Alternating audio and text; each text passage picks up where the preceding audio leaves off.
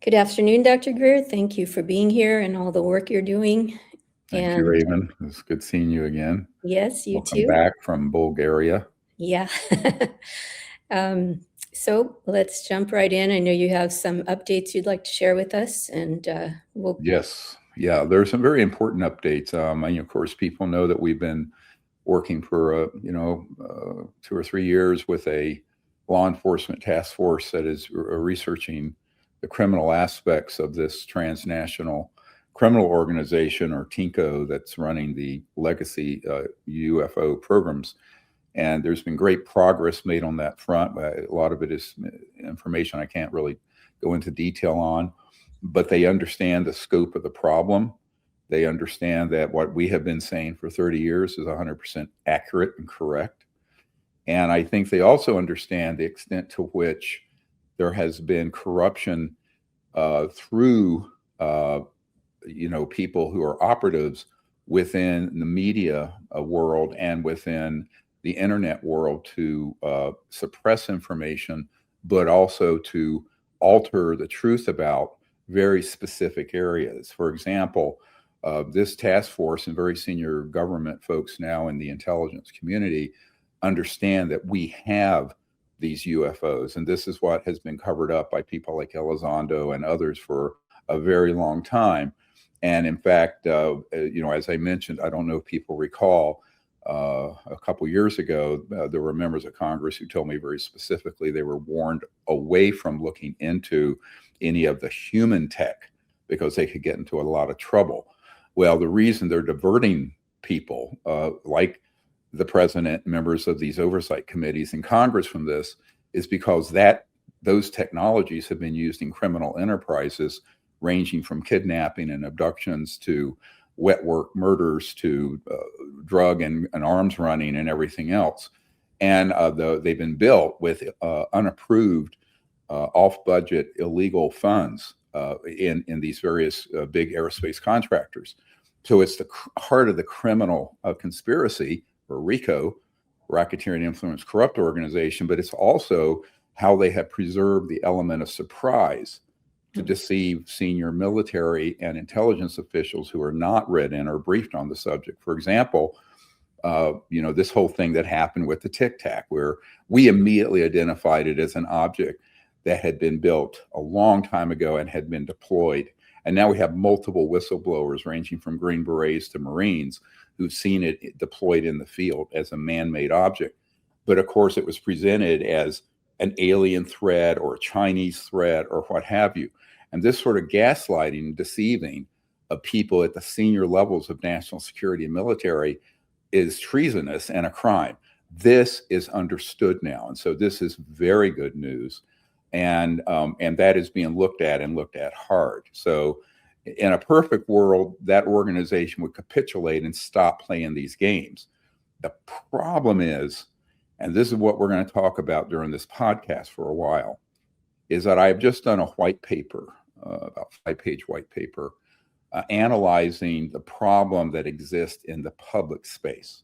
So let's look at this into two areas. There's what's going on covertly and on the investigatory level. And it's not stuff you're going to see at a dog and pony show at the House Oversight Committee or what have you. And then there's, which is enormous progress, and where the scales have fallen from eyes all throughout the system over the last few years. Now, the bigger problem is that there's a lock on the internet, major podcasts, major mainstream media, left, right, center, global, on the false narrative, the narrative of the world's going to be attacked by aliens, and that if you don't think they're alien, they're agents of the devil, or whatever it is, whatever narrative where they can hit people's hot buttons of fear.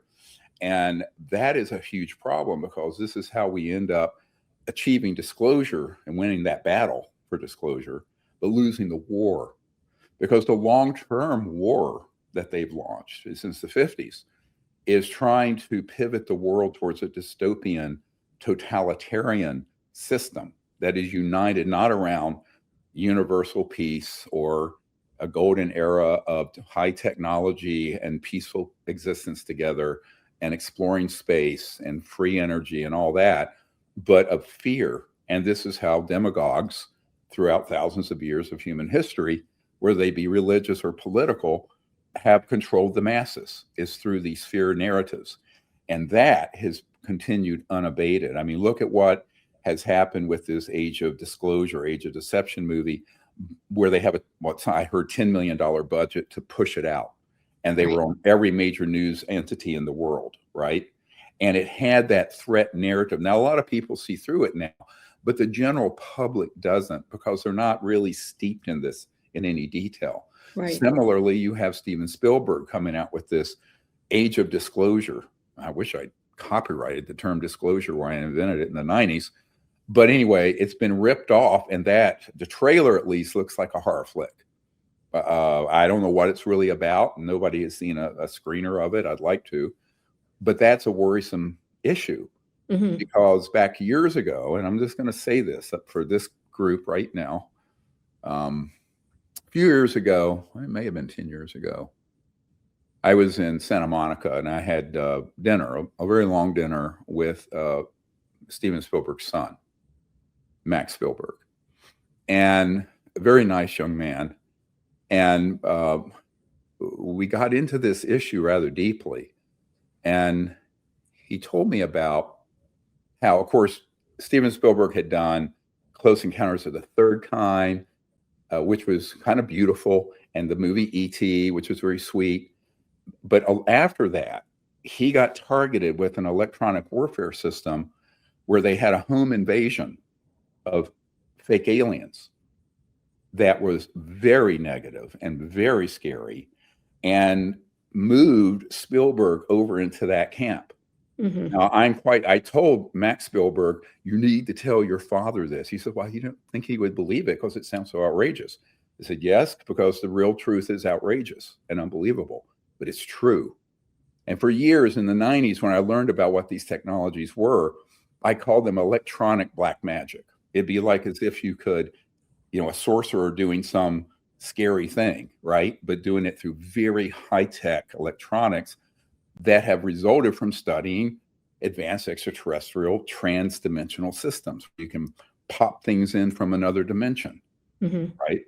So this sort of, tradecraft, let's call it, has been used to target specific people. I remember in 1994, for example, having a very long meeting, 3 or 4 hours, with the Crown Prince of Liechtenstein, Hans Adam von Liechtenstein. And he explained to me about how his brother, Prince Albert, had been abducted out of the castle in Liechtenstein. And of course, everything he described was a classic CIA psyop abduction. Right. But it caused he and his brother to hate the aliens, and for him then to fund the mutilation cults and the abduction cults and the UFO researchers to push the evil alien narrative into the public. And it wasn't because he was a bad man. It's because he had been literally terrified and brainwashed by these operations. So this is a huge problem. And now we have, what might be 1 billion people will see this Disclosure Day or whatever it's called by Spielberg. Right. And nobody really knows the backstory. So we're going to have to really watch this. So one of the things I'm concerned about increasingly is that the intelligence community and law enforcement are drilling down on these covert and very shadowy programs. No one's paying attention to the end of it, the tip of the spear that's out in the public domain. But those are people who are operatives for that criminal conspiracy. And I've made this very recently. We had some people on my team go down and meet with the director of that task force and say, look, this is a serious problem that's got to get drilled down on, because this is exactly how we can achieve a disclosure, but we'll lose the whole overall purpose, because this will all be captured and moved towards this threat narrative, which will stampede the world into panic. And forget, the panic of 9/11 or the panic of COVID. This will be 1,000 times worse than that. Exactly. I've warned the president of that in a direct memorandum that was put in his hands and other people. But the depth of knowledge people have to understand this, where the bridge is too far. And I'll be blunt about this. Back in the early 90s, I had a CIA guy say, to me, if you tell people the truth, it's so more unbelievable than the fiction. Right. But also it will discredit you. You will be discredited if you tell people the truth, because it is so bizarre and unbelievable. It's like Stranger Things and the nonsense they did at Montauk that Stranger Things was based on. Those were real science experiments, tapping into other dimensions and creating phenomena. Skinwalker Ranch was taken over by people in this cabal, and they created all kinds of terrifying events there that most people think were indigenous or native to that site, and they weren't. There were strange things going on there in ancient times, but not the stuff that you've been hearing about. So this is the sort of problem that we're facing, because these sort of operatives that take up all the oxygen in the media space and in the podcast space, where there's Joe Rogan, and then Sean Ryan got threatened after we were on. He's only featuring disinformation people. Joe Rogan only features disinformation operatives for the most part on this subject. All the major news networks, same thing. They get cleared by the people who have a controlling interest, and they either induce these sort of media people through buying them off or threatening them because maybe they have dirt on them or some sort of blackmail file or honeypot file, like the Epstein Island stuff, right? I'm not specifically Epstein Island, but similar. So the public is going to have to begin to understand what this charade is. And that's going to be the larger task in the next 6 to 12 months, in my opinion. And because the other is happening. I mean, I think this is why the Disclosure Project and our CE5 contact initiative, make peaceful contact and clarifying the truth, is the big task facing us this year. So this is sort of my 2026, announcing where we need to focus. Because the work on disclosure and getting key people to understand those covert elements, that has happened. Now, the only question is, how does this come out? And if it comes out a la, the sky is falling and the aliens are invasion, or worse, they're agents of Satan, the human future is absolutely in peril. So this is how important this is, folks. And I want to remind people that if you haven't seen it, we have put a redacted version of this white paper out to the public. Hopefully most of you on here, but on YouTube, you may want to go to our website, drstephenGreer.com. But, one of the things, if you look at this historically, the people who want to keep endless war going are very clever at doing it. Example, Vietnam, the Gulf of Tonkin incident, where we pretty much staged or exaggerated the attack on our ships in the Gulf of Tonkin, was done deliberately to cause public outrage in the public and media, that then forced, because of the PR on this, to have President Johnson vastly expand the Vietnam War, because it was benefiting the warmongers in the military-industrial complex. So that quagmire that cost 60,000 American lives, and who knows, 1 million Southeast Asian lives, was a manipulation. This is what people need to understand. 9/11 was a manipulation that has cost 1 million lives, $2-3 trillion in our funding, God knows how many injured American soldiers and dead. And we have to be careful with this, because this sort of strategic manipulation of our leaders through the media is the tip of the spear. Right? So there's what happens covertly when they go into a meeting and gaslight the president or the Senate Intelligence Committee or House Oversight or whoever. But then there's what happens in the public sphere. And let's not forget, we live in a democracy, which, as Winston Churchill said, is the worst form of all government except all others. And it means we have politicians who are slaves to public opinion. But in this case, the public opinion, whether it be internet, podcasts, the mainstream media, what have you, is corrupted and influenced by this narrative and the operatives for that narrative, who are part of a criminal conspiracy. Let me put down a marker here. The people doing that, I have made very clear, are not freelancers. they are NOCs, non-official covers, who are operatives carrying a specific task for this criminal and treasonous organization. This is a fact. I've made it very clear to law enforcement and national security people, and that's now on their radar. Now, what they do about it, I don't know. But I think we have a responsibility to point this out and do it in every opportunity, because now we're getting to what is going to be, I said this in the 90s, the battle for the minds and hearts of humanity. You know, how do we regard this? How do we view this entire issue? And if we view it as this existential threat to our being, right? And we respond that way through fear and aggression and militarization of it, it's the end of civilization as we know it. I mean, it's catastrophic. At the best, we would go through decades or however long of sort of a dystopian military global totalitarian state that would control everybody and everything that's going on around this sort of terror in the skies stuff. So I think this is why, whether it's Hollywood movies or TV shows or podcasts or news shows, what you keep seeing, if you look at them, is this narrative, and people who have the understanding like we have are blocked from those shows. Yep. Even if initially you're on them, when they realize the number of views it gets, this is what happened with Sean Ryan and others, they then block you, right? So we have to find ways. We need here's the other thing. If there's anyone listening who's really a really good marketing, internet marketing, social media networking person who can get this message out, going around the blockade, the information and truth blockade that exists in podcasts, internet, and media, and even Google search engines. You know, the stuff we'll put out will come up 100 pages later. And even if you do a SEO, search engine optimization, it gets knocked out, right? They'll put false stuff on my Wikipedia page. If we fix it within an hour, it's converted back to false information. Yep. You know, our TikTok account was just canceled, right?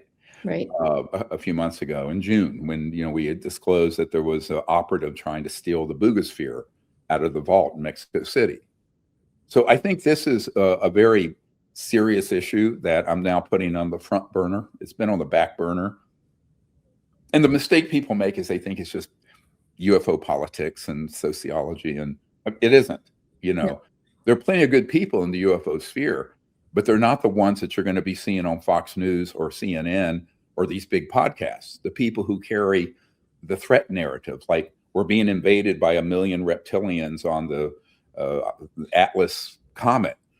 Those are the people you're going to see on Joe Rogan, right? The biggest podcast in the world. So this kind of nonsense is a real problem. Now we're making it quite clear that that whole operation is itself a corruption of the media on behalf of a criminal conspiracy, right?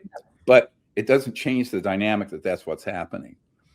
Or people like Mr. Spielberg, who's just simply been gaslit and tricked. I mean, and I have no doubt, honestly, because we've had this happen to our team, where whatever happened was terrible and scary, right? Yeah. Because one time when we were at Joshua Tree, we had some weird, almost like Stranger Thing creature unleashed on people on our team at a house that I wasn't staying at, that came to the window and jumped on the roof and scared the hell out of the people in that house. Right. If those folks had not learned from me that the covert, you know, kind of Nazis that have these technologies have the ability to do that and to scare people, they would have thought it was an alien. Right. Absolutely. But luckily our team, or at least our inner circle team, knew enough to know that's what it was. And actually one of them actually had a gun and ran out and tried to get it and shoot it, but or get it away from the house. But, you know, that is not something that happens every day, but it has happened. And it's another sort of psychological warfare psyop tactic that works on 99.9% of the population, who would not be able to get their heads around that after 80 years of reverse engineering and technologies and studying physics that are beyond the speed of light and extra dimensional systems and transdimensional physics, that we have this capability, but we do, and we've had it for a long time. So all of that, all of this adds up to a David and Goliath story, right? Yes. And I've made it clear to people close to the president and people in the Congress who are leaders that the entire U.S. government, including the Pentagon and the legal parts of the Pentagon and CIA, are the David. And this entity that have this 80-year running head start with these technologies is a Goliath. Mm-hmm. And they need to understand that. It doesn't mean David didn't take down Goliath. It just means you don't underestimate the capabilities of Goliath, or you're going to lose that situation. So that's really why I did that white paper, because I think we're reaching criticality. We're reaching, this point where, I don't know a date per se, but where all this eventually is going to come out increasingly in an unofficial way. But if it comes out the incorrect way, as I said in the paper I wrote in 1999, when disclosure serves secrecy, meaning it's serving the secret government, illegal operations, that's where we are right now. And it's picking up. And I'm looking at what's going on in the major media in Hollywood, because that's how you have to brainwash the public. Right. Because the public pivoted that way because the politicians and the president are slaves to public opinion, right?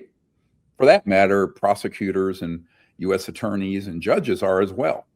So this is how you end up being in a real jackpot, a real problem. And I just tell people we have to stay with the truth. We have to speak the truth without wavering. And then hopefully that is what spreads forward.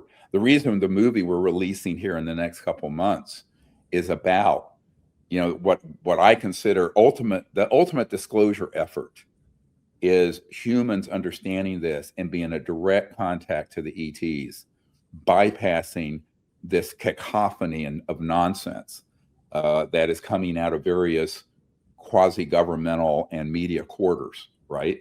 Right. That we need, thousands and millions of people understanding and doing that, because that's how a liaison is built between humans and these non-human civilizations, where it isn't completely controlled by this insane and dystopian future that has been in the works for 70 years. I'm pretty sure I can trace this back to the early to mid 50s.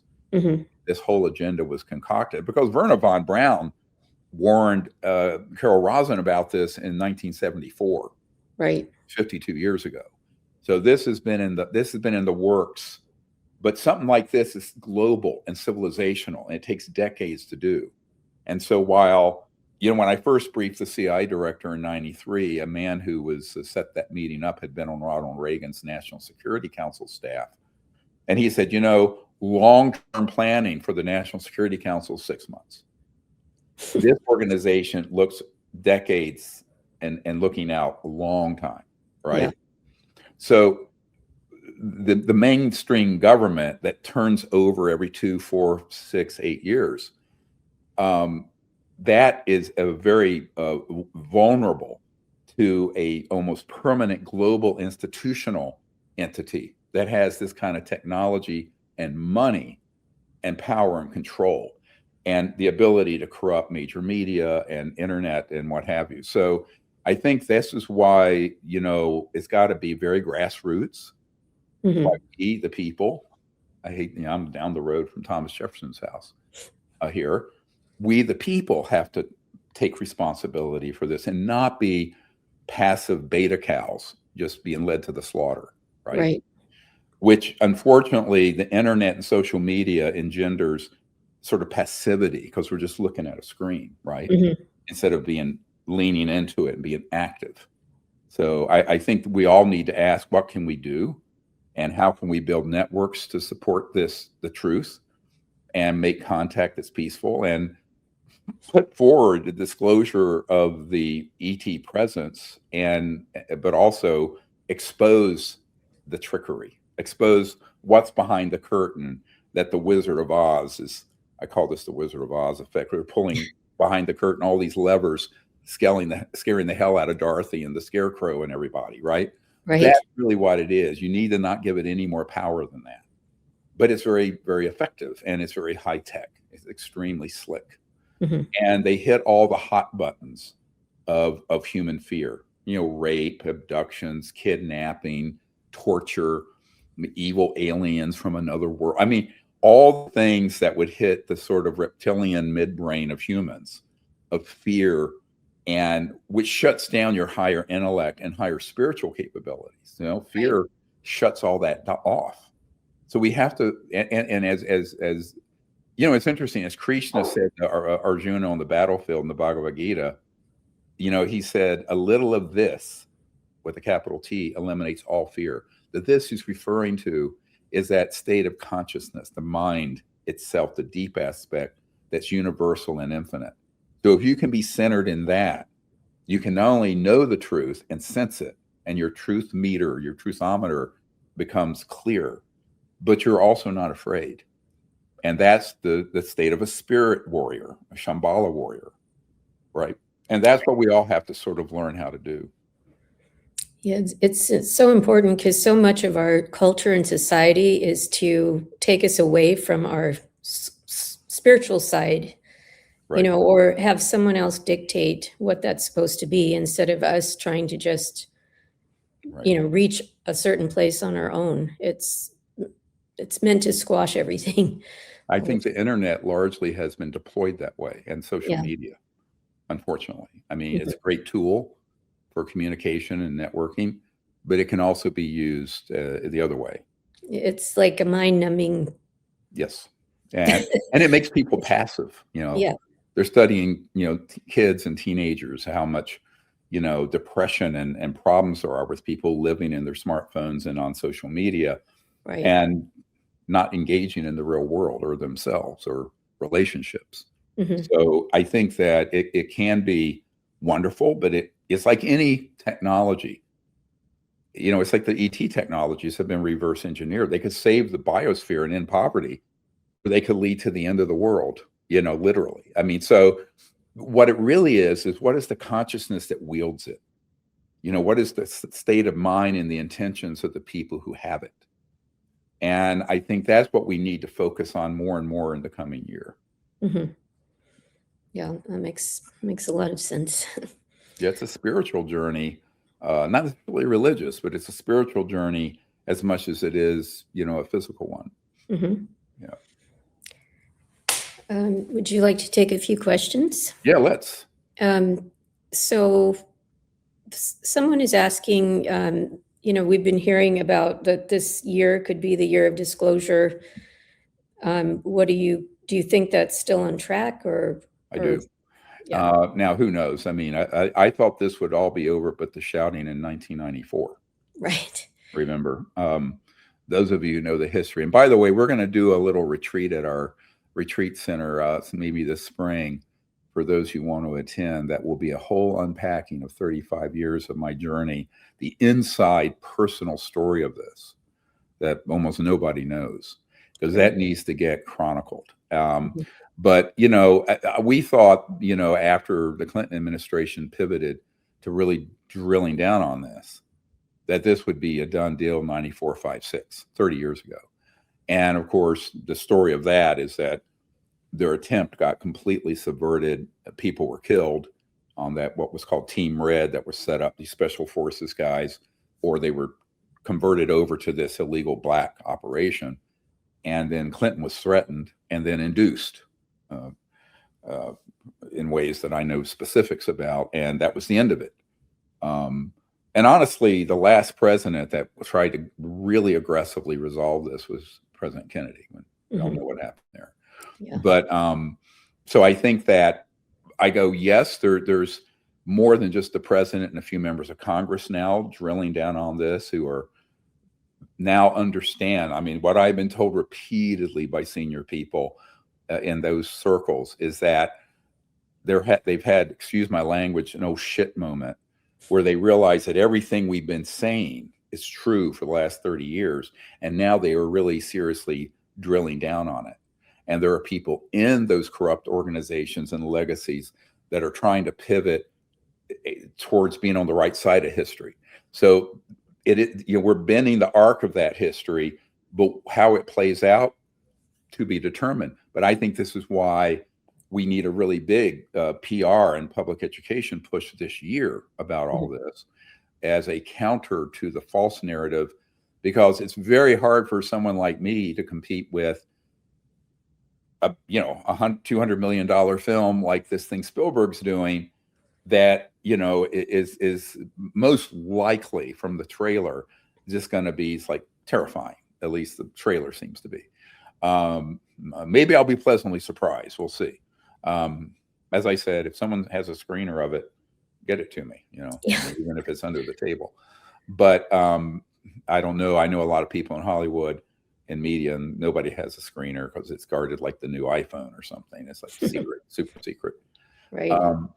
But I think that this is what we need to look at. And I think that it is on track, and that's everything I'm hearing.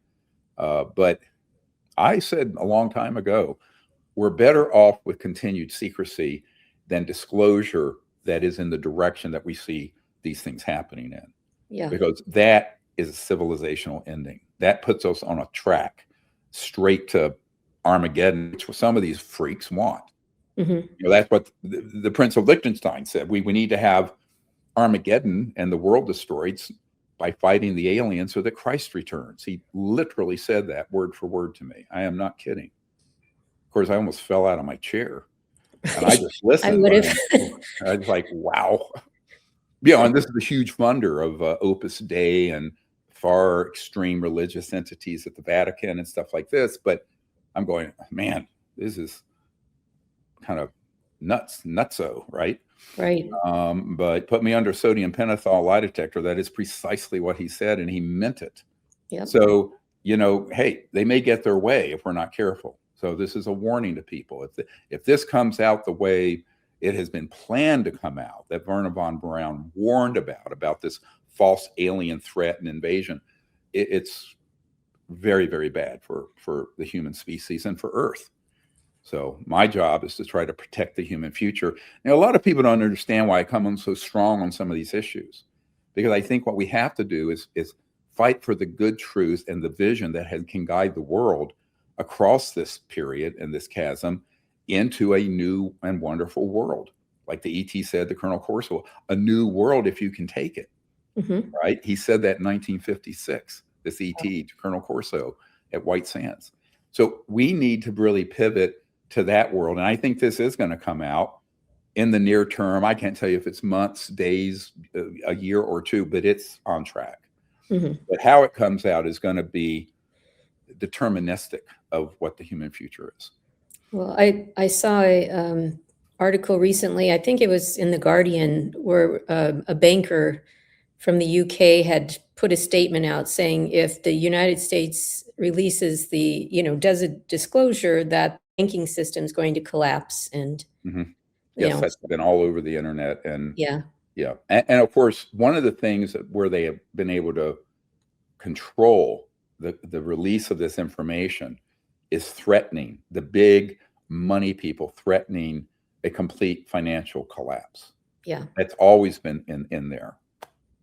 Right. Yeah. And it's part of the scare tactics, and it works if you're the president or prime minister or whatever you are. So that's part of the scare tactic. It doesn't have to be that way at all. If it comes out the way Age of Disclosure is doing it and the false narrative, yes. If it comes out as a very positive and hopeful thing and talking about a transition from the current energy system over 15, 20 years to a new and free energy, 0-point energy system, and it's managed intelligently, it isn't. So again, it's how it's done. It's not if it's going to happen, it's going to happen. But if it's done the wrong way and stupidly and in a craven way that's designed to create panic, then we're in a world of trouble. So I would say to that man, yes, but, right? It doesn't have to be that way. It's that way if you are, frankly, craven and deliberately trying to create that scenario, or unfortunately just stupid, you know.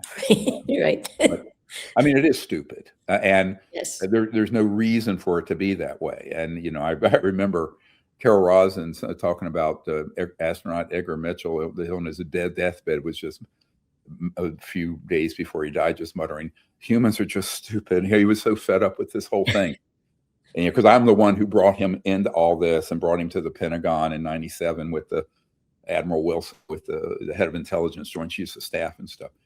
And it was quite a journey for him, you know, because he was the sixth man to walk on the moon, Right. Apollo 14, the one after the one that almost blew up and killed everyone. But Yep.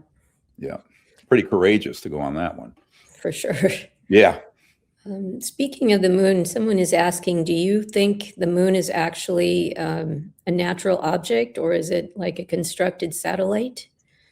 I don't know. I mean, there's so much about the Earth, the moon, and how everything is arranged that, you know, you do wonder about, you know, the term terraforming, but, you know, how very advanced civilizations eons ago could have assisted in setting up this beautiful world or assisted in it. I have no evidence of that. And I've heard those theories, but honestly, I don't know. I do know that there are assets up there. Mm-hmm. Initially ones that were ET, and now we have human ones that are up there. Yeah. Yep. Can you share about some of the caring beings that first took you on board the craft to talk about? Well, I'm not sure if that question is about what happened to me in 1973 or what happened subsequently. So they're asking which of the caring beings first took you into their ship. So I don't know. It seems wasn't one, it was a group, and they're Okay. different species. One of the false mythologies in the UFOs realm is that, I mean, look at our culture. You know, we have people in this country from every country and every culture and every background. And in fits and starts, we get along most of the time okay, although demagogues are always trying to throw kerosene on our divisions. But I think, you know, if you look at advanced civilizations that are interstellar cleared, meaning that they're cleared to go from one star system to here, beyond the speed of light, transdimensionally, they're not banging around like cowboys and Indians out in space. This is a false narrative. And this is why, you know, people say, oh, there are these three races or species. Oh, yeah. You know, we know that Sergeant Clifford Stone, who was on the retrieval teams for the bodies and craft in the 60s, that by the late 60s, they had documented 69 separate species. Right. All evidence they were working together. Now, they're not always all together on the same craft or operation, but the idea that it's sort of like just the Wild West out in space is an anthropocentric projection, meaning we're projecting our own human chaos and divisiveness and disorderly, unevolved social structure on the ETs. Right. It's not how the universe operates. It's not how the cosmos at a higher order, where you've been cleared. If you look at my presentation on the cosmology and the evolution of civilizations, you know, when you get to a level 3, 4, 5, and that level of consciousness and technology, they're not operating in the consciousness we are, of division and war and let's grab let's grab Greenland, or let's grab Ukraine, or let's invade this place. I mean, no, this is not. First of all, you have no need to do that, because any material object you need can be brought in out of the fabric of space-time into 3 dimensions, right? Literally materialized. So it's a whole different consciousness, and these are civilizations that have had that capability either thousands or millions of years ahead of us. And so we're always trying to judge and look at what's going on with the phenomenon based on the consciousness of early 21st century humans. And it's a mistake. We have to sort of learn to step into their shoes. So my experience is that they've always been multiple species working together, although sometimes I have discovered that the ones that are all together from one star system have maybe some specialized function or capabilities that, like everyone does, are God-given abilities, like the healer, that sort of a praying mantis, triangular shaped head ET that healed the man of his hearing that people can see in Close Encounters of the Fifth Kind, that we have the picture of, the photograph of, and that species is well known as sort of very much healers, physical, medical healers, and have some extraordinary capabilities in that regard. So that happens also. But when I had the contact, it wasn't just one, and it was clear that it was sort of a coalition, and they were interested in a boy, 17, 18, experiencing that cosmic consciousness state after I had the near death, as sort of a poor boy in the South with no particular provenance or privileges, but had that experience in a very clear way, without the trappings of the overlay of human religiosity, because my parents weren't religious. So it was sort of a pure experience, and it wasn't dominated by catechisms of, sort of stereotypes. I'm not trying to put down organized religion. I'm just saying there's a lot that gets overlaid or as allegories that people literalize. But this was sort of I don't know how to say it, sort of innocent and pure experience without those biases, because my parents were, really agnostic type, didn't believe in anything. And boy, did I find out they were wrong, that there is a consciousness that continues after death, and the universe is filled with life, and the whole cosmos is conscious and consciousness. And but that's an experience I had as 17, 18. And so that's informed, honestly, everything I've done since. Very nice. Lucky that I died. It was terrible at the time, but at the same time, sort of shamanic, I guess you'd say. Right. Yeah. So when people are being CE5 ambassadors, is there a way to make sure the people they're interacting with, are they safe? Are they being psyoped, or are they being?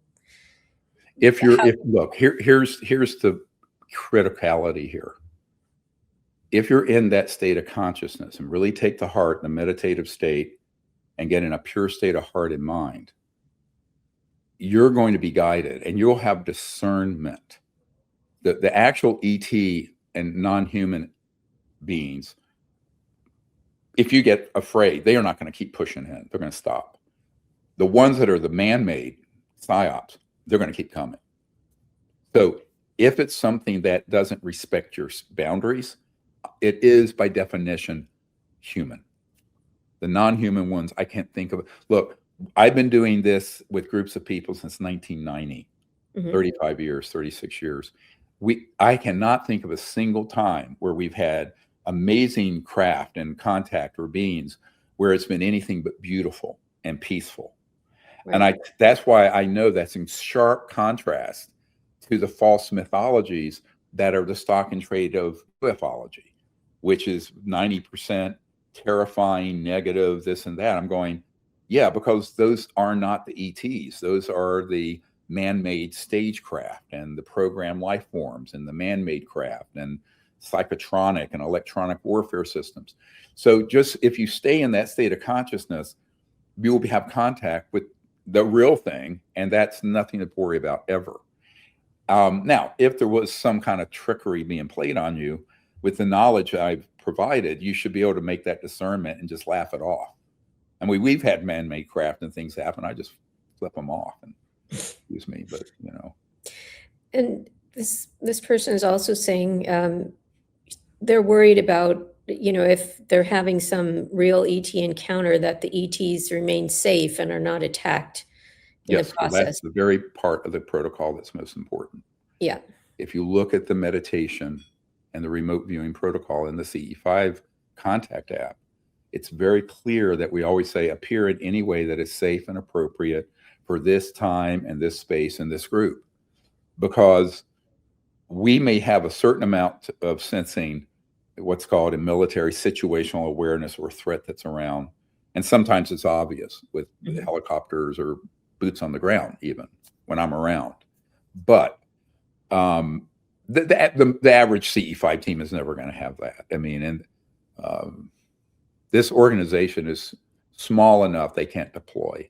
And I'll tell you, one of my strategies in releasing all this to the public and this new film that's going to be sort of a manual, it's only an hour and 10 minutes, but a manual for people to do this, is so that it's sort of like a denial of service thing, right, on the internet, where there are enough people doing it that this cabal of jackasses just can't be that. They don't have enough of those assets. Mm-hmm. And so this is strategic on my part, to be frank. But yes, you always put in there to the ETs, we want to make contact. They can make contact in a way that is very obvious, but not 3D, where they're materializing can be blown out of the sky with an electromagnetic pulse weapon. And that's the other part of the training, is understanding when an ET object or person is there and it can be sensed. And even we do this in our training when we do these weekend trainings of even how to photograph and videotape them at certain spectrum that you wouldn't see with your naked eye. Right. But, you know, you always let the ETs know, don't push it. We live in a very dangerous world right now, where between the satellites and the ground and air systems, they do pick up ET craft when they are 3D, and they are at risk for being struck. So yes, you always put in there, just appear in any way. When I say any way, it could be 3D or not 3D. It might be 5D, in a way that is safe for them and for us also. I mean, it's a safety protocol for all concerned. Sure. But to do that, you need to be able to learn the abilities to do remote viewing and perception, and even the technologies that we're using, and the sensors and the electronic devices and all this that we do. And I really want to be doing more of that this coming year somehow, for people, so that they have that experience, even if it's with a large number of people. I wish we had an army of people out finding sites for us that could hold a lot of people, but you know, because you build it and they'll come. I'll come if you can set it up. But I think that more and more people need to be able to learn that and understand that it's not just a remote viewing and consciousness. There are the physical technologies we use. Like, we'll sit there with a magnetometer, which it picks up the magnetic field, and all of a sudden, even though there's nothing that would change the magnetic field around us, because we don't have any other machines or anywhere out in the wilderness, and it'll start communicating very specifically. Mm-hmm. And an ET will come through that system and communicate. So there are so many ways they can do this that people need to understand. So I think that when you look at the app, the CE5 Contact app, it goes through all the equipment. It goes through, it's really a whole course. And most people don't avail themselves of all the information that's in that app. It's packed full of things. But I think that's what you need to master. And so it is a specialty. And I would love at some point this year to start a CE5 teacher training course where we can teach people. You know, if I can focus myself to do it, Raven and I have to figure out, you know, we're very short on staff, folks. I mean, that's part of the problem. I'm the staff. Yeah, she's the staff, and there's one other very part-time person, and everyone's a volunteer with their own career. So, you know, we're doing disclosure and CE5 contact and briefings for Congress and the White House and Mar-a-Lago and the FBI and the intelligence community, and we're it, right? So we need funding too, by the way, if there's any people out there who have assets that can help. We really do. We really need to raise around $300,000 in the next month or two, if there are people out there who can help us. Do you have anything to share on the Boogosphere? Well, yes. I mean, we have set up a 3-phase protocol. I'm waiting to get an update from Mexico City. The first phase is we've discovered that there's a special type of micro CT scan that you can, like one of the images I saw was of a Nikon camera, where you see every little washer and every little thing in it. Yeah. So what we're recommending is that before it's penetrated, with a fiber optic system, that be done with great precision. Now, it's a very specialized form of CT. It's not like the thing you go into a scanner to scan your gourd or your belly or something, your head. Your gourd. They call it your gourd, yeah. Sorry. But ER talk. But I think that but it exists, and it's super high resolution 3D. So we want to do more of that imaging. And then the next phase would be to set up a very stable platform where it can spin, because it was spinning before it hit that, got zapped by that electrical line.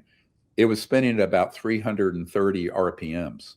Mm-hmm. So we're wondering if we could get it in motion to see if it starts activating and putting out different frequencies. So we could see what functionality is still there after it got shorted out by this, whatever it was, 10,000 volt power line zap. And so we want to do that, but that requires a special platform. And one of the requirements would be that it would also be able to track the weight of it. So if they say it spins for an hour or two, does the weight go down like it did when it was first retrieved? Right. You know, it weighed 2 kilograms and now it weighs over 10. Mm-hmm. And so we want to do some kinetic movement experiments. And then the last phase, which would have to be done under hazmat conditions and very carefully, is to go inside a couple of those ports around the equator with a very fine fiber optic and look inside. But you don't want to breach into there until you have certain conditions met, because you don't know what you're going to have happen. Right. But and I think we need to do these other tests first. So that's the plan, and that's in the hands of the scientists in Jaime Maussan in Mexico City. You know, we've done the research for the imaging, and I haven't heard from our radiology team if there's that type of scanner in Mexico City or not. There are a couple locations that they found, so I think they need to hand that over and have it done. Yeah. You know, I'm like Jean-Luc Picard on the Enterprise, just make it so. But I mean, yeah, we need to have that done, because that's a few hours of imaging, but it would give us 100 times more detail than the CAT scan and X-rays we have now. And that's what we want to see. What's actually in there, right? Mm-hmm. What are the structures? You know, what's the design? What are the items in there, and how are they put together? So that's what you would get from that without it being broken into or moved into. Mm-hmm. Yeah. Do you know of any humans that have actually traveled interdimensionally? Oh, sure. We do it all the time. Yeah. Yeah. Let me tell you, anyone who's had a lucid flying dream has traveled interdimensionally. Mm-hmm. So let me unpack that for a minute. What people don't realize, there's a wonderful old Persian saying from ancient times: thinkest thyself a puny form when within thee the universe is folded. It's a question. Yep. We think we're just this little thing, a person here. No, the entirety of the creation is folded like a quantum conscious hologram within each person. And that includes the structure of our consciousness. And one of the great things that have been folded within us is the mystery and the magic and the reality of the dream state. So we're even a hypnagogic state between dreaming, you know, waking and sleeping. But if you have a lucid flying dream where you're awake in the dream with your body of light, your astral body, as it's been called mystically, but it's a real thing. Mm-hmm. You can actually go through other dimensions and other worlds. You can go any point in space, any point in time.